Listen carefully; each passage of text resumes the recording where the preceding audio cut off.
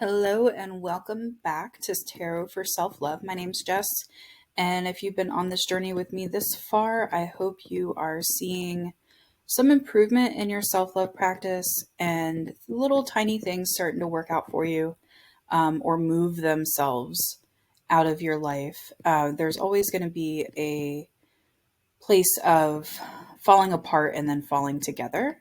And that's normal. That is your tower moment. That is your wheel of fortune. That is your devil. That's all of that. So if things are falling apart right now, there is a reason for it. And I know that might be hard to hear. And it might sound trite that everything happens for a reason, but it truly, truly, truly does. And if you trust in that and trust that everything is happening for your highest good, then you can't go wrong. You make moves in the ways that excite you and bring you joy, and then everything flows from that. So I just wanted to let you know that before we get started on class 4, we're at the halfway point. You've come to the halfway point, and you might start seeing things change for you. And I just want to give you this kind of uh, precursor or maybe some helpful guidance that will take you further on this journey. So let's talk about class 4. So class 4 is going to be digging into things like color theory, more digging in on reversals that we talked about in the last class, and how you can use all these things to your advantage. So let's talk about color theory. So if you have any kind of artistic background, you probably recognize a lot of this. So for those who don't, colors relate to not only a specific chakra, but also different feelings and different actions. So let's start with like blues and purples. So blues and purples are going to talk about protection, communication, honesty, calm, inner strength, responsibility. Think like calm waters, and you balance and nurture and acceptance. That's kind of the cool colors of the wheel.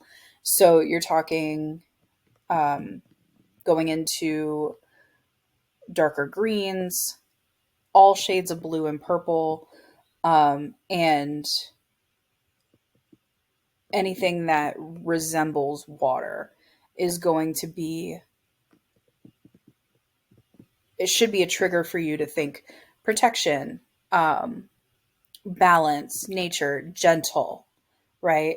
And then anything on the warm side of the spectrum, reds, oranges, yellows, and going into kind of those brighter greens, the more vivid, like lime and things like that. That's moving into trusting yourself, um, keeping the stamina up, keeping your passion, moving fast, using your creativity, and staying positive and just keeping in the vibe of pleasure and joy. So you can look at this in two ways. So you can look at this as warm and cool colors, calm um, and like calm and inner strength and speed and passion and self trust on the other side. Or you can look at this as opposing colors. So these are called complementary colors. And this is like blue and orange, or purple and yellow, or red and green.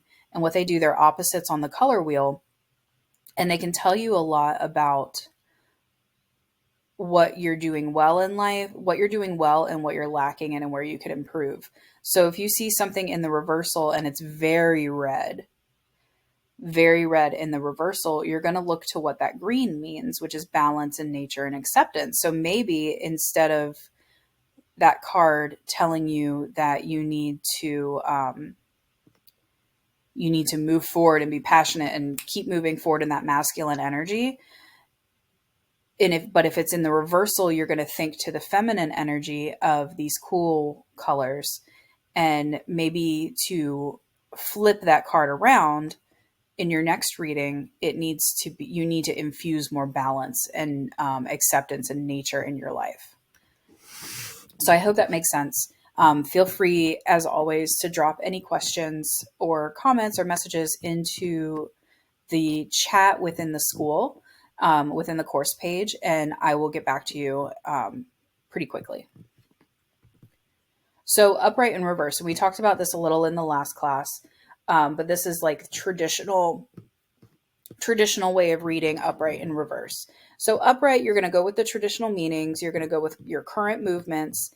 And usually this gives you some clarity. This gives you the insight on what your next step should be. When you see cards in the reverse, and like I said, you can choose whether you want to read reverse or not. It's really going to be the vibe of the deck. I have some decks that I don't read reverse and they never want to be read reverse.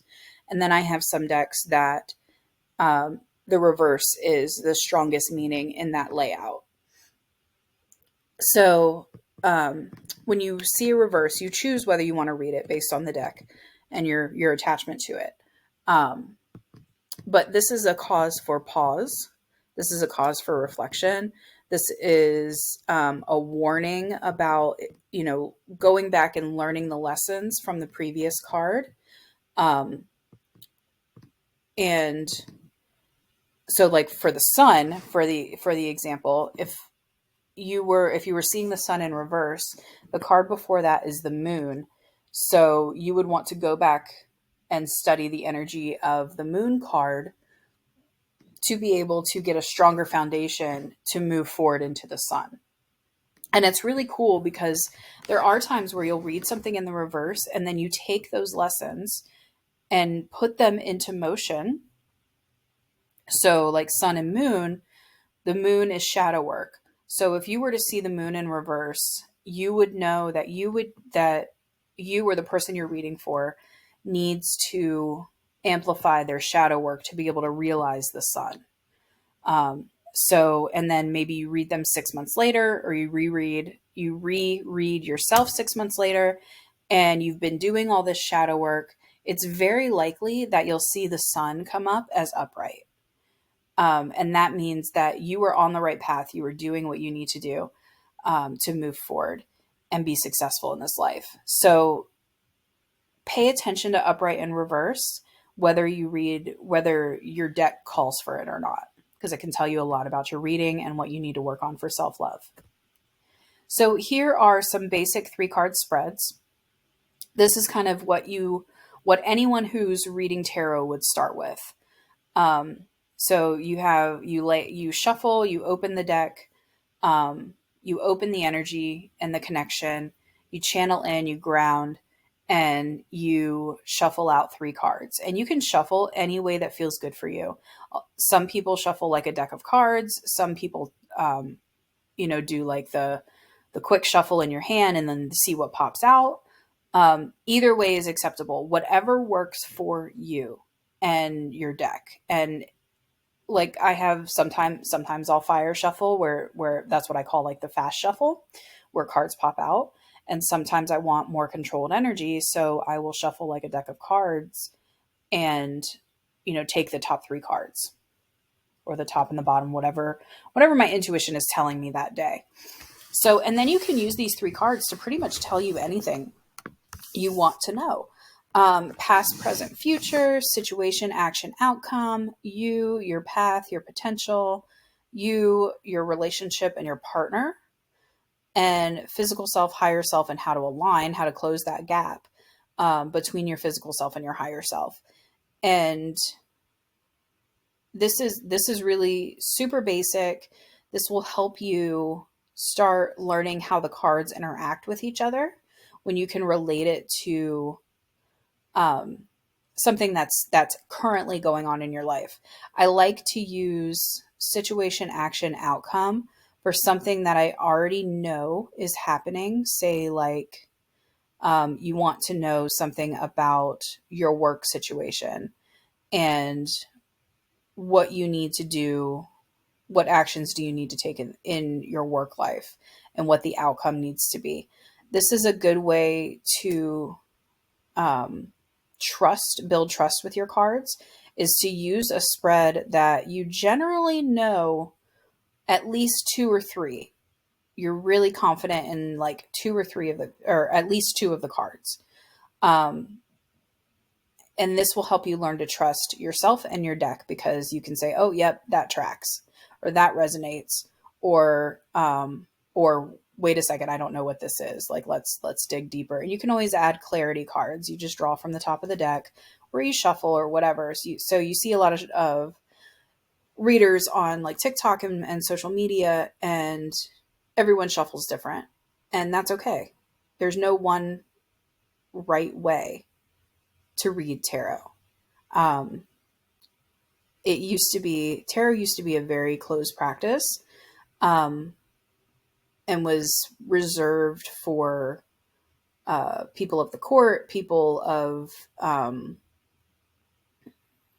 like gypsy descent. There's certain decks out there for that gypsies use. There's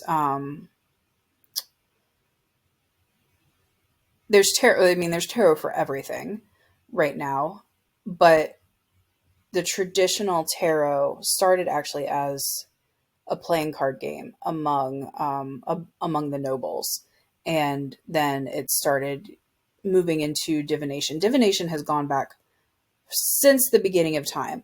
There's always been like the witch doctor, the medicine woman, Jesus Christ, all of these important people to the community. They have used divination, and that could be throwing bones, it could be reading tarot, it could be astrology, it could be anything. You can divine from the way things fall on the ground. It's once you tap into your intuition, the possibilities are endless as to what you want to use as your inspiration. But the main thing here with tarot is setting your intention. So while you're shuffling, you need to focus on whatever 1, 2, 3 you're working on: past, present, future, situation, action, outcome. It doesn't matter, but you need to focus on what your intention is for this deck. And that's how you get your meaning. That's how you get your answers and where you need to go next. So a very large spread, but also one of the most basic spreads for any person reading tarot to learn, is called the Celtic Cross. This is something that traditional tarot teachers teach from the get-go, because it is such a standard. And a lot of times when you get a reading, like if you were to go into a shop and get a reading, this is the spread that a lot of tarot readers would use. It's been going forever. So you have card 1, which is under card 2, and that's the present. That's you right now. Card 2, which is laying over card 1, is a challenge you're facing. So this is what's holding you back, what's limiting your access to living your favorite life. And then card 3 is about the past, 4 is about the future, 5 is about above, like your potential, and 6 is below, which is like your shadow self. 7 is advice. 8 is external influences, whether they're helping you, hurting you, where that needs to shift. 9 is hopes and fears. So this is like you're hopeful for the future, but you also have a fear of success, like that kind of energy. And then 10 is the outcome. So if you live your life exactly like you're going right now, this is pretty much a snapshot of your life right this second. So if you live your life exactly like you do now, you don't change anything, this is going to be your outcome. But then you revert back to 6, your shadow self, 5, your favorite self, your above, and 7, the advice. And you get clarity around those 3 cards specifically, and that will show you how to move forward in the best way. So this is, like I said, this is a basic spread that a lot of readers use. So it's always good to know it and kind of have it in your back pocket. I typically don't use this spread because I have developed spreads that work for me when I'm reading for myself and reading for other people. But I still learned this. This is still the basic spread that I will revert to um, if I need something, if I just need to like get foundation back. So your homework is going to continue from class 1, 2, and 3, body scanning, shielding, grounding, automatic writing for the major and minor arcana. And then you're going to add 3 card pulls, try 1 spread a day. And then the Celtic Cross, I want you to try it at least 1 time. It doesn't have to be perfect. It doesn't even have to be good. But I want you to get the feel for looking at and interpreting a larger spread like that. So basically, what you're going to do when you're going to shuffle with intention, you're going to lay out the cards however you see fit in that spread. And then you're going to interpret the cards. And you can do this one by one. You can interpret the cards one by one, and that will help you kind of see the puzzles to the puzzle pieces. And then you kind of can look at the whole. You can back up and look at the whole and see what you are, see what connects.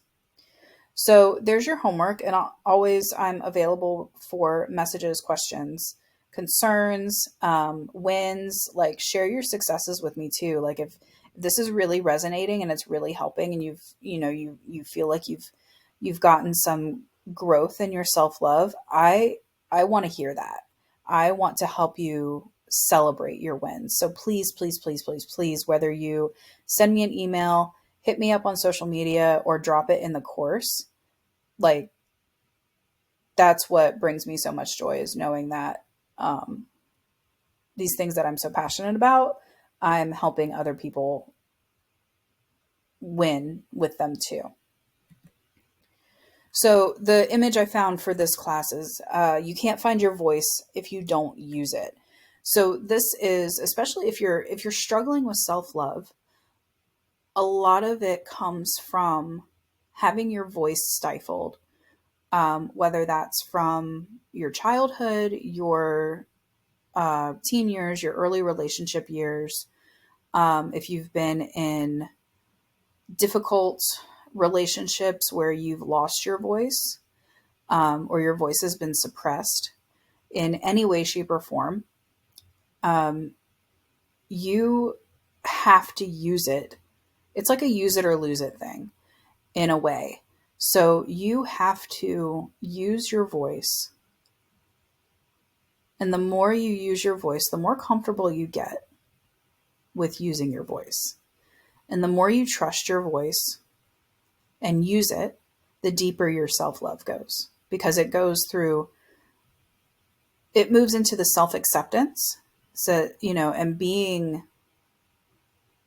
okay with saying, this is my opinion, this is the way I think, this is what I suggest, this is what I feel, any of those I statements.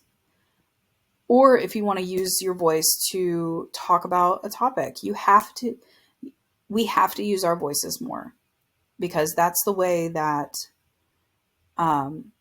they try to silence us, is by restricting our voices, our throat chakras. So yeah, use your voice. Use your voice as much as possible, and see where that can change for you. All right, my dear, we are at the end of class 4. Go ahead and do your homework over the next few days. Definitely reach out, and I will see you in class 5. Love you.